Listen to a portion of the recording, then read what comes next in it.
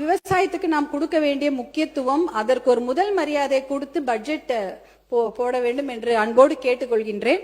அடுத்தது விவசாயம் எவ்வளவு முக்கியமோ அதே போல மனித வளம் ரொம்ப ரொம்ப முக்கியம். தமிழ்நாட்டை பொறுத்தவரை வேலை வாய்ப்புக்கான அறிவிப்புகள் நிறைய இருக்கும் என்று எதிர்பார்த்தோம். இப்ப பாத்தீங்கன்னா அண்ணல் அம்பேத்கர், அப்புறம் தந்தை பெரியார், சமூக நீதி போராளி மருத்துவர் ஐயா போன்றவர்கள்லாம் எத்தனையோ போராட்டங்களை சந்தித்து ஜெயிலுக்கெல்லாம் போயிட்டு எத்தனையோ சமூக நீதியை பெற்றுக் கொடுத்தார்கள். அதனால நிறைய பேர் நல்லா படிக்கிறாங்க. ஆனா அவங்களுக்கு எல்லாம் வேலை இல்லை. லட்சக்கணக்கான இளைஞர்கள் படித்து விட்டு வெளியில வருகிறாங்க. அவங்க எல்லாம் எதிர்பார்ப்பது அரசு வேலை தான். அரசு வேலையில பாத்தீங்கன்னா டிஎன்பிஎஸ்சி, டிஆர்பி, அதாவது டீச்சர் ரெக்ரூட்மெண்ட் போர்டு இருக்கு, மெடிக்கல் ரெக்ரூட்மெண்ட் போர்டு இருக்கு, தமிழ்நாடு அரசு பணியாளர் தேர்வாணையம் இருக்கிறது, யூனிஃபார்ம்டு சர்வீஸ் எக்ஸாம், சீருடை பணியாளர் தேர்வாணையம், இத்தனை இருக்கிறது. இந்த எக்ஸாம்லாம் எத்தனையோ பேர், ஒரு 3000 போஸ்டுக்கு 30 லட்சம் பேர் எழுதுறாங்க. எழுதிட்டு என்னன்னா 10 வருஷமா அந்த எக்ஸாம் எழுதுறாங்க, பாஸ் பண்றாங்க, அப்புறமா உங்களுக்கு வேலை கிடைக்கிறது இல்ல. பாஸ் பண்ணிட்டு சர்டிபிகேட் வெரிஃபிகேஷன் போறாங்க, அப்புறமா உங்களுக்கு வேலை கிடைக்கிறது இல்ல. வேலை கிடைச்சாலும் பணி உயர்வு கிடைப்பதில்லை, பணி உயர்வு கிடைச்சாலும் ஓய்வூதியம் கிடைப்பதில்லை.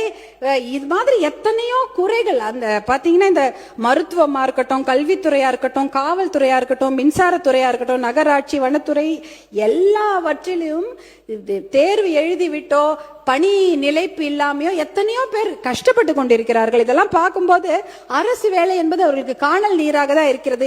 அப்படிப்பட்ட அறிவிப்புகள் இந்த பட்ஜெட்ல இருக்கும் நாங்க எதிர்பார்த்தோம், அதுவுமே இல்ல. எத்தனையோ பேர் பாத்தீங்கன்னா, நான் இந்த ஒரு அரசாணையை மட்டும் நான் சொல்லிடுறேன் பேரவைத் தலைவர்களே. அரசாணை 152 ஜிஓ 152 பாத்தீங்கன்னா, சென்னை மாநகராட்சி தவிர மிச்சம் இருக்கக்கூடிய 20 மாநகராட்சியில பணிகளே கிடையாது, அந்த பணிகளை எல்லாம் ஒப்பந்ததாருக்கு கொடுத்துடலாம் அப்படின்ற ஒரு ஜிஓ போட்டிருக்கிறாங்க. அதே போல ஜிஓ 139 479 பேரூராட்சிகளில் அவுட் சோர்சிங் மூலமா தான் பணி எடுக்க முடியும்னு ஒரு ஜிஓ இருக்கிறது. அதாவது துப்புரவு பணியாளர், ஓட்டுநர், வரி வசூலிப்பாளர், பாதுகாவலர்கள் என்ற நிரந்தர பணியிடங்கள்லாம் ஒரே இந்த ஜிஓலே ஒழிக்கப்பட்டுச்சு. 35,000 அரசு பணியிடங்கள் காலியாகி இன்னைக்கு 3,417 அரசு பணியிடங்கள் மட்டும்தான் இருக்குது. இதுலயே 12,000 வேலையும் இந்த இதுல ஒழிக்கப்பட்டுச்சு. கிட்டத்தட்ட 50,000 வேலை இந்த ஒரு 2 ஜிஓல போயிடுச்சு. அரசு வேலை, அரசு உயர்கல்வி நிறுவனங்கள், சுகாதாரத்துறை, ஊரக வளர்ச்சித்துறை, மின்சார வாரியம்ல டி பிரிவு பணியிடங்களும் அவுட் சோர்சிங் மூலமா தான் போகுது.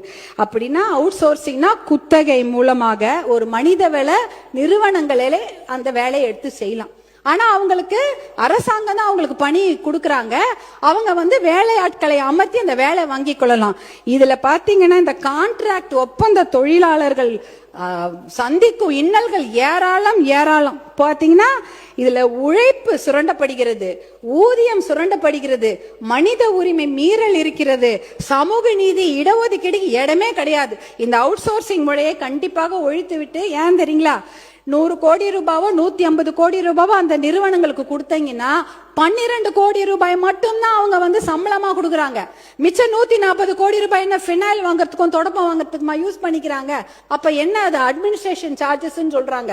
இதெல்லாம் ஒழிச்சிட்டாதான் இடஒதுக்கீடு பாதுகாக்கப்படும், மனித உரிமை மீறல நம்ம குறைக்கலாம். அதே போல நீங்க பாத்தீங்கன்னா அடுத்தது டெம்பரரி தற்காலிக பணியிடங்கள். அந்த தற்காலிக பணியிடங்கள்ல 5 வருஷம் பணியாற்றினா அவங்களுக்கு நிரந்தர பணியிடமாக ஆக்கி கொடுக்க வேண்டும். இன்னொரு சொல்யூஷன் இருக்கு.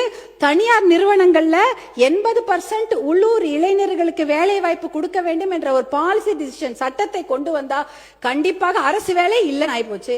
அட்லீஸ்ட் தனியார் வேலையிலாவது அவங்களுக்கு ஒரு முன்னுரிமை கிடைக்கும். இந்த பாலிசி டிசிஷன் பாத்தீங்கன்னா ஆந்திரா, கர்நாடகா, குஜராத், மகாராஷ்டிரா, ஹரியானா எல்லாம் எடுத்திருக்கிறாங்க. அந்த பாலிசி டிசிஷனுக்கு எந்த ஒரு செலவுமே கிடையாது. ஒரு சட்டத்தை போட்டால் கண்டிப்பாக 80% இளைஞர்களுக்கு தனியார் நிறுவனங்களில் வேலை கிடைக்கும். இது ஒரு சொல்யூஷனாக நாங்க சொல்றோம். இத மாற்றம் அப்படின்னு சொல்லிட்டு தான் எல்லாருமே வந்து ஆட்சிக்கு வந்திருக்கிறாங்க. இப்படிப்பட்ட ஒரு மாற்றத்தை கொடுக்க வேண்டும் என்பதற்காக தான் 2004 மருத்துவர் அன்புமணி அவர்கள் சுகாதாரத்துறை அமைச்சராக பொறுப்பேற்ற போது நிறைய முன்னேற்றமான திட்டங்களை கொண்டு வந்திருக்கிறாரு. அவர் அதற்காக 4 இன்டர்நேஷனல் அவார்ட்லாம் வாங்கினாரு. ஒரு மாற்றத்தை கொடுக்க வேணும், சிஸ்டத்தை மாத்தணும்னா அது மிகப்பெரிய சிக்கல், மிகப்பெரிய போராட்டம் என்பது நான் கண்கூடாக பார்த்திருக்கிறேன். மிகப்பெரிய ஒரு டொபாக்கோ மாஃபியாவை எதிர்த்து தான் அவர் போராடினாரு.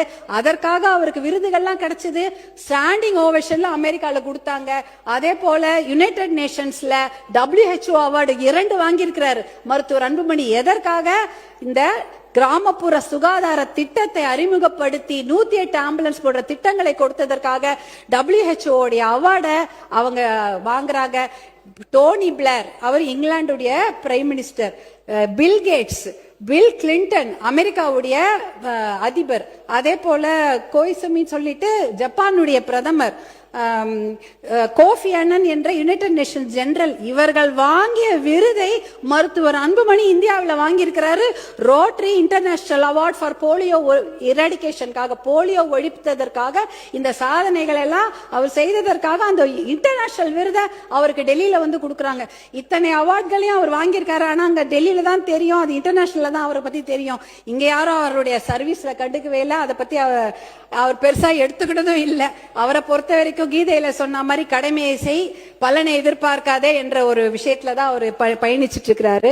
இறுதியாக சமூக நீதி கணக்கெடுப்பு என்று ஒரு வரலாற்று சிறப்புமிக்க தீர்மானத்தை அறிவிப்பை வெளியிட்டீர்கள். அதற்கு பட்ஜெட் ஒதுக்கி இருந்தால் இன்னும் நன்றாக இருந்திருக்கும். அதே போல கூட்டுறவு கடன் தள்ளுபடியை எதிர்பார்க்கின்றோம். இலவச மின்சாரத்திற்கு உடனடியாக எதிர்பார்த்திருக்கின்றோம். டாஸ்மாக் மதுக்கடைகளை படிப்படியாக மூடி பெண்களுடைய மகிழ்ச்சிக்கும் பாதுகாப்பையும் உறுதி செய்ய வேண்டும். அதற்கான அறிவிப்புகளையும் எதிர்பார்த்து கொண்டிருக்கின்றோம். ஆல்டர்னேட் ரெவென்யூ பற்றிய முழு திட்டங்கள் வேண்டும். அவுட் சோர்சிங் முறை முற்றிலுமாக ஒழிக்கப்பட வேண்டும். தற்காலிக பணி செய்பவர்களுக்கு அது நிரந்தர பணியிடமாக ஆக்கி கொடுக்க வேண்டும். தனியார் நிறுவனங்களில் அந்த இளைஞர்களுக்கு 80% வேலை வாய்ப்பை உறுதி செய்ய வேண்டும். இதெல்லாம் தான் என்னுடைய கோரிக்கை. முக்கியமான கோரிக்கை காவிரி தர்மபுரி உபர்நீர் திட்டத்தை தயவு செய்து மறந்து விடாதீர்கள். அது என்னுடைய முக்கியமான கோரிக்கை. நான் வேற எதுவும்